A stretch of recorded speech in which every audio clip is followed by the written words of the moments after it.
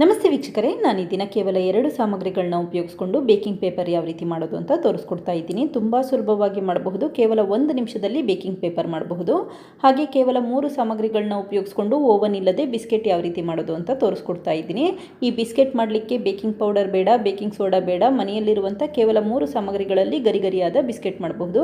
ಹಾಗೆ ನಿಮಗೆ ಈ ವಿಡಿಯೋ ಇಷ್ಟ ಆದರೆ ಪ್ಲೀಸ್ ವಿಡಿಯೋನ ಲೈಕ್ ಮಾಡಿ ಮತ್ತು ಚಾನಲ್ಗೆ ಸಬ್ಸ್ಕ್ರೈಬ್ ಮಾಡಿ. ಮೊದಲಿಗೆ ಬೇಕಿಂಗ್ ಪೇಪರ್ ಯಾವ ರೀತಿ ಮಾಡೋದು ಅಂತ ನೋಡ್ಕೊಳ್ಳೋಣ ಬನ್ನಿ. ಮೊದಲಿಗೆ ಒಂದು ಬಿಳಿ ಹಾಳೆ ತೊಗೊಂಡಿದ್ದೀನಿ. ಈಗ 1 ಟೀ ಸ್ಪೂನ್ ಎಣ್ಣೆ ಹಾಕ್ಕೊಂಡು ಚೆನ್ನಾಗಿ ಎಣ್ಣೆನ ಎಲ್ಲ ಕಡೆ ಸ್ಪ್ರೆಡ್ ಮಾಡ್ಕೊಳ್ತಾ ಇದ್ದೀನಿ. ಆದಷ್ಟು ಕಲರ್ ಇಲ್ಲದೇ ಇರುವಂಥ ಹಾಗೆ ಲೈನ್ಗಳಿಲ್ಲದೇ ಇರುವಂಥ ಒಂದು ಬಿಳಿ ಹಾಳೆ ತೊಗೊಂಡು ಉಪಯೋಗಿಸ್ಕೋಬೇಕಾಗತ್ತೆ. ಈಗ ನೋಡಿ, ಎಣ್ಣೆನ ಎಲ್ಲ ಕಡೆ ಚೆನ್ನಾಗಿ ಸ್ಪ್ರೆಡ್ ಮಾಡಿಟ್ಕೊಂಡಿದ್ದೀನಿ. ಎಣ್ಣೆ ಸ್ಪ್ರೆಡ್ ಮಾಡಬೇಕಾದ್ರೆ ಆದಷ್ಟು ಲೈಟಾಗಿ ಸ್ಪ್ರೆಡ್ ಮಾಡ್ಕೊಳ್ತಾ ಬನ್ನಿ, ಇಲ್ಲ ಅಂತಂದರೆ ಶೀಟ್ ಕಟ್ ಆಗೋ ಚಾನ್ಸಸ್ ಇರುತ್ತೆ ಅಥವಾ ಹರಿದೋಗೋ ಚಾನ್ಸಸ್ ಇರುತ್ತೆ. ಈಗ ಇನ್ನೊಂದು ಸೈಡ್ ಶೀಟನ್ನು ಟರ್ನ್ ಮಾಡ್ಕೊಳ್ತಾ ಇದ್ದೀನಿ. ನಾನಿಲ್ಲಿ A4 ಶೀಟ್ ಉಪಯೋಗಿಸಿದ್ದೀನಿ. A4 ಶೀಟ್ ಇಲ್ಲ ಅಂದರೆ ನಾರ್ಮಲ್ ಬಿಳಿ ಹಾಳೆ ಉಪಯೋಗಿಸಿದ್ರೆ ಸಾಕು. ತೆಳುವಾದ ಹಾಳೆ ಉಪಯೋಗಿಸ್ಕೊಳ್ಳಿ. ತೆಳುವಾದ ಹಾಳೆ ಉಪಯೋಗಿಸಿದ್ರೆ ಲೈಟಾಗಿ ಎಣ್ಣೆನ ಸ್ಪ್ರೆಡ್ ಮಾಡ್ಕೊಳ್ತಾ ಬನ್ನಿ, ತುಂಬ ರಫಾಗಿ ಸ್ಪ್ರೆಡ್ ಮಾಡಬೇಡಿ. ಈಗ ನೋಡಿ, ಎಣ್ಣೆನ ನೀಟಾಗಿ ಎಲ್ಲ ಕಡೆ ಸ್ಪ್ರೆಡ್ ಮಾಡಿ ಇಟ್ಕೊಂಡಿದ್ದೀನಿ. ನಂತರ ಒಂದು ಬಿಳಿ ಬಟ್ಟೆಯಲ್ಲಿ ನಾವು ಎಣ್ಣೆ ಸ್ಪ್ರೆಡ್ ಮಾಡಿದ್ದೀವಲ್ಲ, ಅದನ್ನೆಲ್ಲ ನೀಟಾಗಿ ಈ ರೀತಿ ಒರೆಸಿಟ್ಕೊಳ್ತಾ ಇದ್ದೀನಿ. ಎಣ್ಣೆ ಡ್ರೈ ಆಗಬೇಕು, ಆ ರೀತಿ ಒರೆಸಿಟ್ಕೊಂಡ್ರೆ ಸಾಕಾಗುತ್ತೆ. 2 ಸೈಡು ಎಣ್ಣೆನ ಡ್ರೈ ಮಾಡ್ಕೊಳ್ತಾ ಇದ್ದೀನಿ. ನೀವು ಬಿಸಿಲಿಗಾದರೂ ಇಟ್ಟು ಡ್ರೈ ಮಾಡಬಹುದು, ಅಥವಾ ಈ ರೀತಿ ಬಟ್ಟೆಯಲ್ಲಿ ಡ್ರೈ ಮಾಡಬಹುದು, ಅಥವಾ ಟಿಶ್ಯೂ ಪೇಪರ್ ಇದ್ದರೆ ಟಿಶ್ಯೂ ಪೇಪರಲ್ಲೇ ನೀಟಾಗಿ ಒರೆಸಿಟ್ಕೊಳ್ಳಿ. ನೋಡಿ, ಮನೆಯಲ್ಲಿರುವಂಥ ಬಿಳಿ ಹಾಳೆ ಹಾಗೆ ಸ್ವಲ್ಪ ಎಣ್ಣೆ ಉಪಯೋಗಿಸ್ಕೊಂಡು ಸುಲಭವಾಗಿ ಬೇಕಿಂಗ್ ಪೇಪರ್ ಮಾಡೋದು ತೋರಿಸಿದ್ದೀನಿ. ಈಗ ಬೇಕಿಂಗ್ ಪೇಪರ್ನ ರೌಂಡ್ ಶೇಪಲ್ಲಿ ಯಾವ ರೀತಿ ಕಟ್ ಮಾಡ್ಕೋಬಹುದು ಅಂತ ತೋರಿಸ್ತಾ ಇದ್ದೀನಿ. ನೋಡಿ, ಮೊದಲು ಒಂದು ಸರಿ ಫೋಲ್ಡ್ ಮಾಡ್ಕೊಳ್ತಿದ್ದೀನಿ, ನಂತರ 2ನೇ ಬಾರಿ ಫೋಲ್ಡ್ ಮಾಡ್ಕೊಳ್ತಾ ಇದ್ದೀನಿ, ಹಾಗೆ 3ನೇ ಬಾರಿ ಫೋಲ್ಡ್ ಮಾಡ್ಕೊಳ್ತಾ ಇದ್ದೀನಿ. ನೋಡಿ, ಮತ್ತೊಮ್ಮೆ ಯಾವ ರೀತಿ ಫೋಲ್ಡ್ ಮಾಡ್ಕೊಳ್ತಾ ಇದ್ದೀನಿ ಅಂತ ತೋರಿಸ್ತೀನಿ. ನೋಡಿ, ಒಂದು ಬಿಳಿ ಹಾಳೆಯ ಮಧ್ಯಭಾಗಕ್ಕೆ ಕರೆಕ್ಟಾಗಿ ಫೋಲ್ಡ್ ಮಾಡ್ಕೊಂಡಿದ್ದೀನಿ. ನಂತರ ಮತ್ತೊಮ್ಮೆ ಫೋಲ್ಡ್ ಮಾಡ್ಕೊಳ್ತಾ ಇದ್ದೀನಿ, ಹಾಗೆ ಸಣ್ಣದಾಗಿ ಮತ್ತೊಮ್ಮೆ ಫೋಲ್ಡ್ ಮಾಡ್ಕೊಳ್ತಾ ಇದ್ದೀನಿ.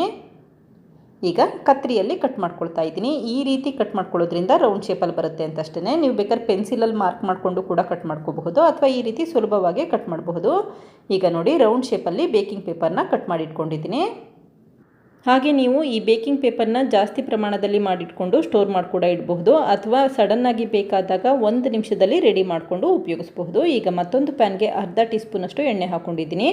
ನಂತರ ಬೇಕಿಂಗ್ ಪೇಪರ್ನ ಎಣ್ಣೆ ಸ್ಪ್ರೆಡ್ ಮಾಡಿರುವಂಥ ಮೇಲೆ ಇಟ್ಕೊಂಡು ನೀಟಾಗಿ ಸ್ಪ್ರೆಡ್ ಮಾಡ್ಕೊಳ್ತಾ ಇದ್ದೀನಿ. ಈಗ ಕೇವಲ 3 ಸಾಮಗ್ರಿಗಳನ್ನ ಉಪಯೋಗಿಸ್ಕೊಂಡು ಬಿಸ್ಕೆಟ್ ಯಾವ ರೀತಿ ಮಾಡೋದು ಅಂತ ತೋರಿಸ್ಕೊಡ್ತಾ ಇದ್ದೀನಿ. ಮೊದಲು ಒಂದು ಬೌಲ್ಗೆ 2 ಟೇಬಲ್ ಸ್ಪೂನಷ್ಟು ಬೆಣ್ಣೆ ಹಾಕ್ಕೊಳ್ತಾ ಇದ್ದೀನಿ. ನೀವಿಲ್ಲಿ ಬೆಣ್ಣೆ ಬದಲಾಗಿ ತುಪ್ಪ ಕೂಡ ಉಪಯೋಗಿಸಬಹುದು. ನಂತರ ಅರ್ಧ ಕಪ್ಪಷ್ಟು ಪುಡಿ ಮಾಡಿರುವಂಥ ಸಕ್ಕರೆ ಹಾಕ್ಕೊಳ್ತಾ ಇದ್ದೀನಿ. ಈಗ ಬೆಣ್ಣೆ ಮತ್ತು ಸಕ್ಕರೆ ಪುಡಿನ ಚೆನ್ನಾಗಿ ಮಿಕ್ಸ್ ಮಾಡ್ಕೊಳ್ತಾ ಇದ್ದೀನಿ. ಕ್ರೀಮ್ ರೀತಿ ಆಗಬೇಕು, ಅಲ್ಲಿವರೆಗೂ 1 ನಿಮಿಷ ಬೀಟ್ ಮಾಡ್ಕೊಳ್ತಾ ಬನ್ನಿ.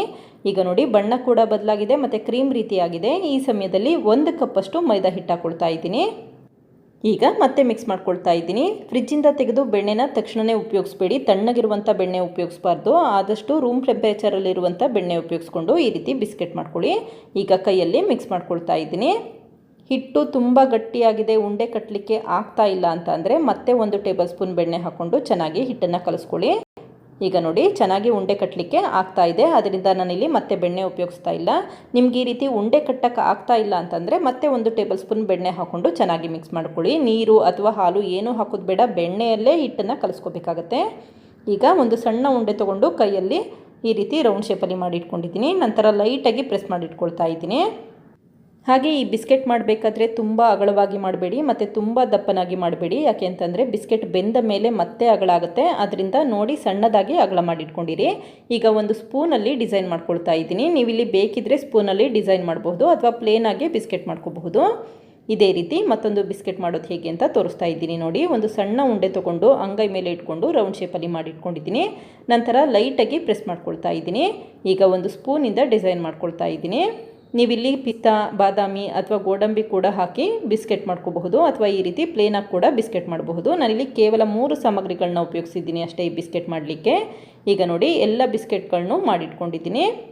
ಇದನ್ನೀಗ ಯಾವ ರೀತಿ ಬೇಯಿಸೋದು ಅಂತ ತೋರಿಸ್ತಾ ಇದ್ದೀನಿ. ನೋಡಿ, ಒಂದು ತವಾನ ಬಿಸಿ ಮಾಡಲಿಕ್ಕೆ ಇಟ್ಟಿದ್ದೀನಿ. ತವಾ ಚೆನ್ನಾಗಿ ಬಿಸಿಯಾದ ನಂತರ ಊರಿನ ಲೋ ಫ್ಲೇಮಲ್ಲಿ ಇಟ್ಕೊಂಡಿದ್ದೀನಿ. ಈಗ ಬಿಸ್ಕೆಟ್ ಪ್ಯಾನ್ ಇಟ್ಟು ಲಿಡ್ ಕ್ಲೋಸ್ ಮಾಡಿ 20 ರಿಂದ 22 ನಿಮಿಷ ಲೋ ಫ್ಲೇಮಲ್ಲಿ ಬೇಯಲಿಕ್ಕೆ ಇಟ್ಟಿದ್ದೀನಿ.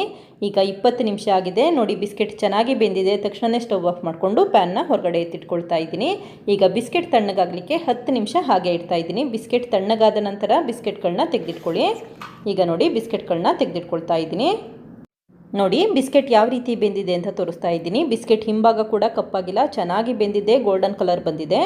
ಇದೇ ರೀತಿ ಎಲ್ಲ ಬಿಸ್ಕೆಟ್ಗಳನ್ನು ನಿಧಾನಕ್ಕೆ ಬಿಡಿಸ್ಕೊಳ್ತಾ ಇದ್ದೀನಿ. ಹಾಗೆ ಬೇಕಿಂಗ್ ಪೇಪರ್ಗೂ ಕೂಡ ಬಿಸ್ಕೆಟ್ ಅಂಟ್ಕೊಂಡಿಲ್ಲ. ತುಂಬ ಸುಲಭವಾಗಿ ಬಿಸ್ಕೆಟ್ಗಳನ್ನ ಬಿಡಿಸ್ಕೋಬಹುದು. ನೋಡಿ ತುಂಬ ಸಣ್ಣದಾಗಿ ಬಿಸ್ಕೆಟ್ಗಳನ್ನ ಮಾಡಿದ್ದೆ, ಆದರೆ ತುಂಬ ಅಗಲವಾಗಿ ಆಗಿದೆ. ಆದ್ದರಿಂದ ನೀವು ಮಾಡಬೇಕಾದ್ರೆ ಬಿಸ್ಕೆಟ್ಗಳನ್ನ ಆದಷ್ಟು ಸಣ್ಣದಾಗಿ ಮಾಡಿಟ್ಕೊಂಡಿರಿ. ಈಗ ಎಲ್ಲ ಬಿಸ್ಕೆಟ್ಗಳನ್ನು ಬಿಡಿಸಿಟ್ಕೊಂಡಿದ್ದೀನಿ. ಹಾಗೆ ನೋಡಿ ಬೇಕಿಂಗ್ ಪೇಪರ್ ಕೂಡ ಕಪ್ಪಾಗಿಲ್ಲ. ಬಿಸ್ಕೆಟ್ಗಳನ್ನ ಬೇಕಿಂಗ್ ಪೇಪರಿಂದ ತುಂಬ ಸುಲಭವಾಗಿ ತೆಗೆದಿಟ್ಕೊಂಡಿದ್ದೀನಿ. ಈಗ ಸ್ವಲ್ಪ ಪಿಸ್ತಾಯಿಂದ ಬಿಸ್ಕೆಟ್ಗಳನ್ನ ಡೆಕೋರೇಟ್ ಮಾಡ್ಕೊಳ್ತಾ ಇದ್ದೀನಿ. ಪಿಸ್ತಾ ಇಲ್ಲಿ ಆಪ್ಷನಲ್, ಇದ್ದರೆ ಉಪಯೋಗಿಸಿ, ಇಲ್ಲ ಅಂತಂದರೆ ಉಪಯೋಗಿಸೋ ಅವಶ್ಯಕತೆ ಇರೋದಿಲ್ಲ. ಈಗ ಬಿಸ್ಕೆಟ್ ಯಾವ ರೀತಿ ಬಂದಿದೆ ಅಂತ ತೋರಿಸ್ತಾ ಇದ್ದೀನಿ. ನೋಡಿ ತುಂಬ ಕ್ರಿಸ್ಪಿಯಾಗಿ ಬಂದಿರುತ್ತೆ ಮತ್ತು ತುಂಬಾ ರುಚಿಯಾಗಿರುತ್ತೆ. ನೋಡಿದ್ರಲ್ಲ ವೀಕ್ಷಕರೇ, ಎಷ್ಟು ಸುಲಭವಾಗಿ ಬೇಕಿಂಗ್ ಪೌಡರ್ ಇಲ್ಲದೆ, ಬೇಕಿಂಗ್ ಸೋಡಾ ಇಲ್ಲದೆ ಯಾವ ರೀತಿ ಬಿಸ್ಕೆಟ್ ಮಾಡಬಹುದು ಅಂತ ಗೊತ್ತಾಯ್ತಲ್ವಾ. ತುಂಬಾ ರುಚಿಯಾಗಿರುತ್ತೆ, ಹಾಗೆ ತುಂಬ ಕ್ರಿಸ್ಪಿಯಾಗಿರುತ್ತೆ. ನೀವು ಕೂಡ ಒಮ್ಮೆ ಪ್ರಯತ್ನಿಸಿ, ಖಂಡಿತ ಇಷ್ಟಪಡ್ತೀರಾ. Thank you. ಲೈಕ್ ಮಾಡಿ ಮತ್ತು ಸಬ್ಸ್ಕ್ರೈಬ್ ಮಾಡಿ.